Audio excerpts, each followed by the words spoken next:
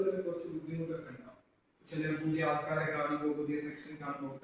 So അത് നിങ്ങൾ കുറച്ച് മെയിൻറ്റെയിൻ ചെയ്ത് നമ്മൾ ഒരു പെർട്ടിക്കുലർ ടാർഗറ്റ് മൈൻഡ് വെക്കുക. ചിലപ്പോൾ ആദ്യം നമ്മൾ സെക്ഷൻ ജോലി ചെയ്യുമ്പോൾ അക്കോമഡേഷനൊക്കെ ബുദ്ധിമുട്ടില്ല അല്ലേ? അത് ശരിയായി.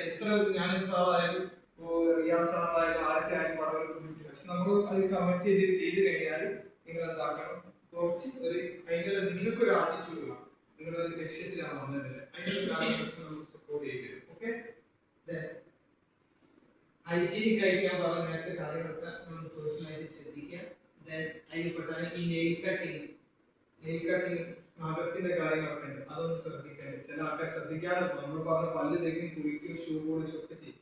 നെയിൽ കട്ടിങ് കാരണം ഫുഡ് ഹാൻഡിൽ ചെയ്യുമ്പോൾ അത് കാര്യങ്ങളൊന്നും നിങ്ങൾ ശ്രദ്ധിക്കേണ്ടത്.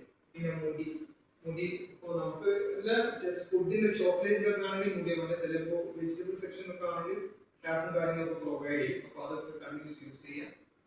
പിന്നെ ഒരേ ദിവസമുള്ള ക്ലാസ്സും കാര്യങ്ങളും അത് യൂസ് ചെയ്യാൻ പാടില്ല. ഓക്കെ,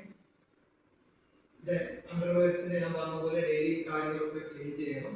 പിന്നെ വെച്ചാൽ യൂണിഫോം ഒക്കെ നിങ്ങൾക്ക് അതാ തരുന്നത്, അതിനെക്കൊണ്ട് ഡെയിലി ചേഞ്ച് ചെയ്തിട്ട് കാര്യങ്ങളൊക്കെ. അയൺ വസ്ത്രം അയൺ ചെയ്യാൻ അയാളുടെ സൗകര്യം നമുക്ക് അക്കോമഡേഷൻ ഉണ്ടാവും, അല്ലെങ്കിൽ വസ്ത്രം കാര്യങ്ങളൊക്കെ നിങ്ങൾ ഡെയിലി അയൺ ചെയ്ത് തന്നെ സെക്ഷനിൽ വരണം. ഓക്കെ,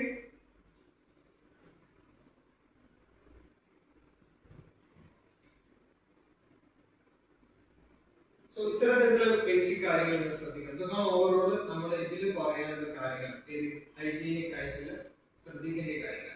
ഇനി അഡീഷണൽ ആയിട്ട് നമുക്ക് പറയാന്ന് വെച്ചാൽ നിങ്ങൾക്ക് ലാംഗ്വേജ്, ഇപ്പോൾ ഏതൊക്കെ ഭാഷ സംസാരിക്കാൻ പറ്റും? ഇംഗ്ലീഷ് അറിയുന്നല്ലോ, അത്യാവശ്യം സംസാരിക്കാൻ ഉണ്ടോ?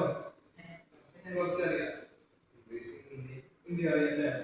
ഓക്കെ, അറിയാലോ, കുറെ എക്സ്പീരിയൻസ് ഉള്ള ആൾക്കാരാകുമ്പോൾ. അപ്പോൾ നമുക്ക് വെച്ചാൽ നിങ്ങൾക്ക് ഇപ്പോൾ ഭാഷകൾ കമ്മ്യൂണിക്കേറ്റ് ചെയ്യുമ്പോൾ അത് നോക്കേണ്ട ആവശ്യമുണ്ട്. അതിനുള്ള സ്കില്ലും കാര്യങ്ങളായിട്ട് ക്ലാസ്സുകൾ ട്രെയിനിങ് നമ്മൾ HR ഡിപ്പാർട്ട്മെന്റ് തന്നുകൊണ്ടിരിക്കും. കമ്മ്യൂണിക്കേഷൻ എങ്ങനെയാണെന്ന്, പിന്നെ നിങ്ങൾ കമ്മ്യൂണിക്കേഷൻ എങ്ങനെ വർദ്ധിപ്പിക്കാനുള്ള ബേസിക് സ്കില്ലും കാര്യങ്ങളൊക്കെ നമ്മൾ ഇതിൽ പ്രൊവൈഡ് ചെയ്യും. ഓക്കെ, എങ്ങനെ ഒരാളോട് സംസാരിക്കുന്ന കസ്റ്റമേഴ്സ്, ഇപ്പോൾ നിങ്ങൾ ട്രാക്കിൽ സാധനം വിൽക്കുകയാകുമ്പോൾ കസ്റ്റമർ വന്ന് ചിലർക്ക് ചോദിക്കാം, നിങ്ങൾ എന്താക്കണം, നിങ്ങൾക്ക് എയറിൽ ബ്രേക്ക് ടൈം വിചാരിച്ച് പെട്ടെന്ന് അത് ഫുൾ ചെയ്യല്ല. അവിടെ കസ്റ്റമറിന് പ്രയോറിറ്റി കൊടുത്തിട്ട് കസ്റ്റമർ കാര്യങ്ങൾ മനസ്സിലാക്കിയിട്ടേ നമുക്ക് ചെയ്യാൻ പറ്റും. കസ്റ്റമേഴ്സ് ആണ് നമുക്ക് അറിയാതെ ഏറ്റവും ഇമ്പോർട്ടൻ്റ്. അങ്ങനത്തെ ഒരു ബിസിനസ് ഫീൽഡ് ആയതുകൊണ്ട് അതിനൊരു പ്രാധാന്യം നമ്മൾ കൊടുക്കണം. ഓക്കെ, പിന്നെ ലാംഗ്വേജ് എന്ന് വെച്ചാൽ നമുക്ക് അറിയാത്ത ഭാഷകളായിരിക്കാം, അപ്പൊ ആരും ചിലപ്പോൾ ആശ്രയിക്കില്ല. അപ്പൊ എന്ന് വെച്ചാൽ ഇംഗ്ലീഷ് ഇപ്പോൾ നോർമൽ യാത്രകളൊക്കെ അധികം അറബിക്സ് ഇംഗ്ലീഷ് സംസാരിക്കുന്ന ആൾക്കാർ, പണ്ടത്തെ കാലഘട്ടത്തിൽ പോലെ നമ്മുടെ പഴയ രീതിയല്ല. ഇപ്പോൾ നിങ്ങൾക്ക് അറിയാം ഇംഗ്ലീഷ് സംസാരിക്കുക, ഇല്ലെങ്കിൽ നമ്മൾ ഇംഗ്ലീഷിൽ തന്നെ റിപ്ലൈ ചെയ്യണം. നമുക്ക് അവർ പറയുകയും ചോദിച്ചാൽ നമ്മൾ ആൻസർ ചില ഇംഗ്ലീഷ് പറഞ്ഞാൽ അവരെന്താക്കും, ഓട്ടോമാറ്റിക് നമ്മൾ ഇംഗ്ലീഷ് സംസാരിക്കും. നമ്മൾ അവിടെ സ്റ്റക്ക് ആയിരുന്നാൽ അവർക്ക് ഒരു മിസ്റ്റേക്ക്, അതായത് ഒന്നും പറയുന്നില്ല, ഒന്നും അറിയാത്ത ആളാണോ സെക്ഷനിൽ പോകും. പക്ഷെ എന്താ വെച്ചാൽ പിന്നെ അത്രയും ഡീപ്പായിട്ട് ചില സംസാരിക്കാൻ പറ്റാത്ത ഒന്നോ രണ്ടോ ചിലവരുണ്ടാവും. അതിപ്പോൾ നിങ്ങൾ എക്സ്പീരിയൻസ് ആയി, അല്ലെങ്കിൽ വേറെ സംസാരിക്കുന്ന സൂപ്പർവൈസറുമായിട്ടുണ്ടെങ്കിൽ അവരോട് കാര്യങ്ങളായിട്ട് ചെയ്യാം. അതേപോലെ തന്നെ നിങ്ങൾ വേറൊരു കാര്യങ്ങൾ ചെയ്യാം. നിങ്ങൾക്ക് എന്തെങ്കിലും ബുദ്ധിമുട്ടും കാര്യങ്ങളൊക്കെ ഉണ്ടെങ്കിൽ, വേറെ എന്തെങ്കിലും ബുദ്ധിമുട്ടോ ഇന്റർവ്യൂ കാര്യങ്ങളൊക്കെ ഉണ്ടെങ്കിൽ നിങ്ങൾ ഓൾറെഡി കമ്പനി വേറെ ഹിന്ദിക്കാർ മറ്റു പല ആൾക്കാരുണ്ട്, അതൊക്കെ സംസാരിക്കുകയാണ്.